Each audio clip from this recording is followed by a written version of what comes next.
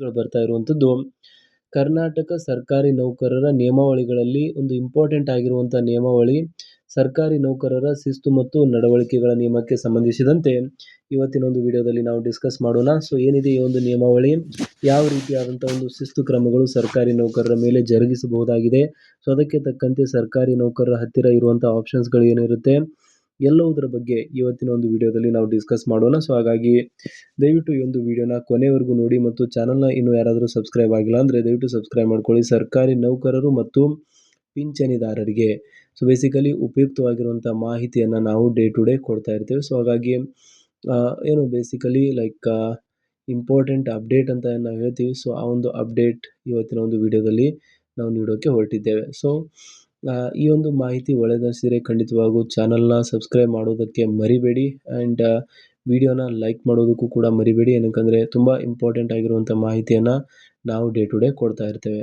All right, so ಕರ್ತವ್ಯಕ್ಕೆ ನಿರ್ವಹಣೆ, ಮೇಲಾಧಿಕಾರಿಗಳ ಆದೇಶ ಮತ್ತು ಶಿಸ್ತು ಕ್ರಮಗಳ ಒಂದು ವಿವರದ ಬಗ್ಗೆ ನಾವು ಮಾತನಾಡುವುದಾದರೆ, ಕರ್ತವ್ಯದ ಬದ್ಧತೆ ನಿಯಮ 3ರ ಅಡಿಯಲ್ಲಿ ಏನು ಹೇಳಲಾಗುತ್ತೆ ಅಂದರೆ, ಪ್ರತಿ ಸರ್ಕಾರಿ ನೌಕರನು ಯಾವುದೇ ಸಮಯದಲ್ಲಿಯೂ ಸಂಪೂರ್ಣ ಸಮಗ್ರತೆಯನ್ನು, ಇಂಟಿಗ್ರಿಟಿಯನ್ನು ಕಾಯ್ದುಕೊಳ್ಳಬೇಕಾಗಿರುವಂಥದ್ದು.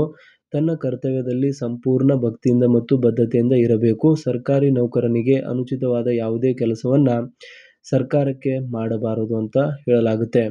ಮೇಲಾಧಿಕಾರಿಗಳ ಆದೇಶ ಪಾಲನೆಗೆ ಸಂಬಂಧಿಸಿದಂತೆ ಕೂಡ ಒಂದು ಪಾಯಿಂಟ್ ಇರುವಂಥದ್ದು ಇಲ್ಲಿ ನೋಡ್ತಾ ಇದ್ದೀರಾ. ಆದೇಶ ಪಾಲನೆ ಕಡ್ಡಾಯ. ಮೇಲಾಧಿಕಾರಿಗಳ ನೀಡುವ ಕಾನೂನುಬದ್ಧ ಆದೇಶಗಳನ್ನು ಪಾಲಿಸುವುದು ನೌಕರನ ಕರ್ತವ್ಯ. ಕಾನೂನುಬಾಹಿರ ಆದೇಶಗಳಿದ್ದರೆ ಲಿಖಿತವಾಗಿ ವರದಿ ಮಾಡಬೇಕು, ಇಲ್ಲವಾದಲ್ಲಿ ಇದು ಶಿಸ್ತು ಉಲ್ಲಂಘನೆ ಆಗುತ್ತದೆ ಅಂತ ಇಲ್ಲಿ ಹೇಳಲಾಗ್ತಾ ಇದೆ. ಕಾನೂನುಬಾಹಿರ ಆದೇಶಗಳೇನಾದರೂ ಮೇಲಾಧಿಕಾರಿಗಳು ನೀಡಿದ್ರೆ ಅದನ್ನು ಲಿಖಿತವಾಗಿ ವರದಿ ಮಾಡಬೇಕು. ಉಳಿದಂಥ ಒಂದು ಕಾನೂನಿನ ಚೌಕಟ್ಟಿನಲ್ಲಿ ನೀಡಿರುವಂಥ ಎಲ್ಲ ಒಂದು ಆದೇಶಗಳನ್ನು ಇಲ್ಲಿ ಎತ್ತಿ ಹಿಡಿಯಬೇಕು ಅಥವಾ ಅವುಗಳನ್ನು ಪಾಲಿಸಬೇಕು ಅಂತ ಇಲ್ಲಿ ಹೇಳಲಾಗುತ್ತೆ. ಕೆಲಸದಲ್ಲಿ ನಿರ್ಲಕ್ಷ್ಯಕ್ಕೆ ಸಂಬಂಧಿಸಿದಂತೆ ಕೂಡ ಒಂದು ಪಾಯಿಂಟನ್ನು ಇಲ್ಲಿ ನೀಡಲಾಗ್ತಾ ಇರುವಂಥದ್ದು, ಕೆಲಸವನ್ನು ಸಕಾಲದಲ್ಲಿ ಪೂರ್ಣಗೊಳಿಸದಿರುವುದು, ಕಡತಗಳನ್ನು ಅನಗತ್ಯವಾಗಿ ಬಾಕಿ ಇಡುವುದು ಮತ್ತು ನಿಗದಿಪಡಿಸಿದ ಅವಧಿಯಲ್ಲಿ ಕರ್ತವ್ಯ ನಿರ್ವಹಿಸದಿರುವುದು ಗಂಭೀರ ನಿರ್ಲಕ್ಷ್ಯವೆಂದು ಪರಿಗಣಿಸಲಾಗುತ್ತದೆ. ಅಂದರೆ ಮಾಡಬೇಕಾಗಿರುವಂಥ ಒಂದು ಕೆಲಸವನ್ನು ಮಾಡದೆ ಕಾಲಹರಣ ಮಾಡುವುದು, ನೆಗ್ಲಿಜೆನ್ಸ್ ಮಾಡುವುದನ್ನು ಕೆಲಸಕ್ಕೆ ನಿರ್ಲಕ್ಷ್ಯ ಅಂತ ಇಲ್ಲಿ ಭಾವಿಸಲಾಗುತ್ತದೆ ಮತ್ತು ಅದಕ್ಕೆ ತಮ್ಮಂತೆ ಶಿಸ್ತು ಕ್ರಮಗಳನ್ನು ಕೂಡ ಇಲ್ಲಿ ತೆಗೆದುಕೊಳ್ಳಲಾಗುವುದು. ನಡವಳಿಕೆ ನಿಯಮಗಳನ್ನು ಉಲ್ಲಂಘಿಸಿದರೆ ಕರ್ನಾಟಕ ನಾಗರಿಕ ಸೇವಾ ವರ್ಗೀಕರಣ, ನಿಯಂತ್ರಣ ಮತ್ತು ಮೇಲ್ಮನವಿ ನಿಯಮಗಳಡಿ ಶಿಸ್ತು ಕ್ರಮವನ್ನು ಕೈಗೊಳ್ಳಲಾಗುತ್ತದೆ. ಸಣ್ಣ ದಂಡಗಳು ಮೈನರ್ ಪೆನಲ್ಟೀಸ್ ಮತ್ತು ದೊಡ್ಡ ದಂಡಗಳು ಮೇಜರ್ ಪೆನಲ್ಟೀಸ್ಗಳನ್ನು ಕೂಡ ಇಲ್ಲಿ ಸರ್ಕಾರಿ ನೌಕರರಿಗೆ ವಿಧಿಸಲಾಗುವುದು ಅಂತ ಹೇಳ್ತಿದ್ದಾರೆ. ಸೊ ಶಿಸ್ತು ಕ್ರಮದ ಹಂತಗಳು ಯಾವ ರೀತಿಯಾಗಿರುತ್ತೆ ಅಂತ ನೀವು ನೋಡೋದಾದರೆ, ದೋಷಾರೋಪಣಾ ಪಟ್ಟಿ, ಚಾರ್ಜ್ ಶೀಟ್ ಸಲ್ಲಿಕೆ. ಮೊಟ್ಟ ಮೊದಲನೇದಾಗಿ ಏನೇನು ದೋಷಗಳನ್ನು ಮಾಡಿದ್ದಾರೆ ಅಂತ ಒಂದು ಚಾರ್ಜ್ ಶೀಟನ್ನು ಸಲ್ಲಿಕೆ ಮಾಡಲಾಗುತ್ತದೆ. ಅದನ್ನು ನಾವು ದೋಷಾರೋಪಣಾ ಪಟ್ಟಿ ಅಂತ ಕರಿತೀವಿ. ಆ್ಯಂಡ್ ಇದಾದ ಮೇಲೆ ನೌಕರನಿಗೆ ತನ್ನ ಸಮರ್ಥನೆ ನೀಡಲು ಅವಕಾಶವನ್ನು ನೀಡುವಂಥದ್ದು. ಸೊ ಬೇಸಿಕಲಿ ಚಾರ್ಜ್ ಶೀಟ್ ನೀಡಿದ ತಕ್ಷಣ ಅವರನ್ನು ಅಕ್ಯೂಸ್ಡ್ ಅಂತ ಅಂದರೆ ತಪ್ಪು ಮಾಡಿದ್ದಾರೆ ಅಂತ ಅರ್ಥ ಇಲ್ಲ. ಸೊ ಸರ್ಕಾರಿ ನೌಕರನಿಗೆ ತನ್ನ ಸಮರ್ಥನೆಯನ್ನು ನೀಡಲು ಅವಕಾಶವನ್ನು, ಸೋಕಾಸ್ ನೋಟಿಸನ್ನು ಇಲ್ಲಿ ನೀಡಲಾಗುತ್ತದೆ. ಸೊ ಬೇಸಿಕಲಿ ಈ ರೀತಿಯಾಗಿ ನಿಮ್ಮ ಮೇಲೆ ಅಲಿಗೇಷನ್ಸ್ಗಳಾಗಿದೆ, ಇದಕ್ಕೆ ನಿಮ್ಮ ಉತ್ತರ ಏನಿದೆ, ನೀವು ಏನು ಅಲಿಗೇಷನ್ಸ್ಗಳನ್ನು ಯಾವ ರೀತಿ ಡಿಫೆಂಡ್ ಮಾಡ್ತೀರಾ ಅಂತ ಕೇಳಲಾಗುತ್ತೆ. ಇಲಾಖಾ ವಿಚಾರಣೆ ನಡೆಯುತ್ತೆ. ಬೇಸಿಕಲಿ ಥರ್ಡ್ ಪಾಯಿಂಟಲ್ಲಿ ನೆಕ್ಸ್ಟಲ್ಲಿ ಇಲಾಖಾ ವಿಚಾರಣೆ, ಡಿಪಾರ್ಟ್ಮೆಂಟಲ್ ಎನ್ಕ್ವೈರಿ ಬೀಳುತ್ತೆ. ಅದಾದಮೇಲೆ ಅಂತಿಮ ಆದೇಶವನ್ನು ಹೊರಡಿಸಲಾಗುತ್ತೆ. ಸೊ ಇದು ಶಿಸ್ತು ಕ್ರಮದ ಒಂದು ಹಂತಗಳು.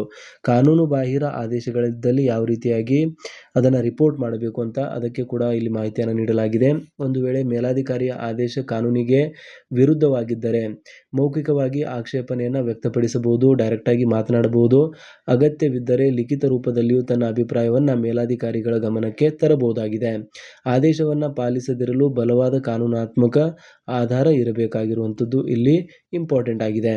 ಇದಾದ ಮೇಲೆ ನೌಕರರ ಹಕ್ಕುಗಳು ಏನಿದೆ ಅಂತ ನೀವು ನೋಡಿದ್ರೆ, ಶಿಸ್ತು ಕ್ರಮ ಕೈಗೊಳ್ಳುವಾಗ ನೌಕರರಿಗೆ ತನ್ನನ್ನು ತಾನು ಸಮರ್ಥಿಸಿಕೊಳ್ಳಲು ಪೂರ್ಣ ಅವಕಾಶ ನೀಡಬೇಕು. ವಿಚಾರಣಾ ಅಧಿಕಾರಿಯ ಮುಂದೆ ಸಾಕ್ಷಿಗಳನ್ನು ಒದಗಿಸುವ ಹಕ್ಕು ನೌಕರನಿಗೆ ಇರುತ್ತದೆ. ಸೊ ಬೇಸಿಕಲಿ ವಿಚಾರಣಾ ಅಧೀನರಾಗಿರುವಾಗ ಸರ್ಕಾರಿ ನೌಕರರು ತಮ್ಮನ್ನು ತಾವು ಡಿಫೆಂಡ್ ಮಾಡೋದಕ್ಕಾಗಿ ಎಲ್ಲ ಒಂದು ಹಕ್ಕುಗಳನ್ನು ಅವರಿಗೆ ನೀಡಬೇಕು. ಏನೇನು ಸಾಕ್ಷ್ಯಗಳಿದೆ ಅವುಗಳನ್ನೆಲ್ಲವನ್ನೂ ಕೂಡ ಸರ್ಕಾರಿ ನೌಕರರ ಮುಂದೆ, ವಿಚಾರಣಾ ಅಧಿಕಾರಿಯ ಮುಂದೆ ಇಡೋದಕ್ಕೆ ಅವರಿಗೆ ಅವಕಾಶವನ್ನು ಕಲ್ಪಿಸಬೇಕು ಅಂತ ಇಲ್ಲಿ ಒಂದು ನಿಯಮ ಇರುವಂಥದ್ದು, ಅದರ ಬಗ್ಗೆ ಉಲ್ಲೇಖ ಮಾಡಲಾಗ್ತಾ ಇದೆ. ಸೊ ಇದಿಷ್ಟಾಗಿತ್ತು ಒಂದು ಶಾರ್ಟ್ ಆಗಿರುವಂಥ ವಿಡಿಯೋ. ಸರ್ಕಾರಿ ನೌಕರರ ಒಂದು ಕಾನೂನು ಚಟುವಟಿಕೆಗಳಿಗೆ ಸಂಬಂಧಿಸಿದಂತೆ, ಒಂದು ನೌಕರರ ಶಿಸ್ತು ಮತ್ತು ನಡವಳಿಕೆಗಳಿಗೆ ಸಂಬಂಧಿಸಿದಂತೆ ಯಾವ ರೀತಿಯಾದಂಥ ಅಪ್ಡೇಟ್ಸ್ KCSR ನಿಯಮಾವಳಿ ಅಡಿಯಲ್ಲಿ ಇದೆ ಅಂತ. ಸೊ ಇದ್ರ ಬಗ್ಗೆ ನಿಮ್ಗೇನು ಅನಿಸುತ್ತೆ ದಯವಿಟ್ಟು ಕಮೆಂಟಲ್ಲಿ